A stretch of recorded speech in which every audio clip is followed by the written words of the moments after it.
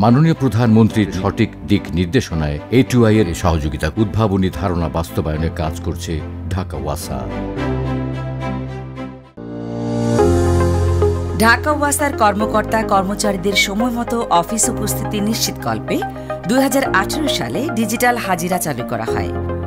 বর্তমান পরিস্থিতিতে হাতের আঙুলের মাধ্যমে করোনা ভাইরাস ছড়িয়ে পড়ে ডেকে আনতে পারে মহা বিপর্যয়।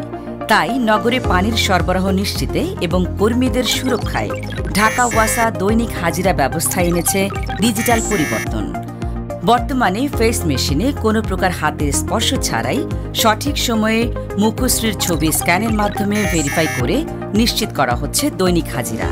কাজের প্রকৃত কর্মঘণ্টা এবং প্রতিদিনের প্রবেশ ও বের হবার সময় রেকর্ড হচ্ছে, যা ই-গভর্নেন্স ও সেবা সহজীকরণের মাধ্যমে ঢাকা নগরবাসীকে নিরবচ্ছিন্নভাবে পরিশোধিত পানি সরবরাহে সহায়তা করছে। ফলে সন্তুষ্টি এসেছে গ্রাহক পর্যায়ে।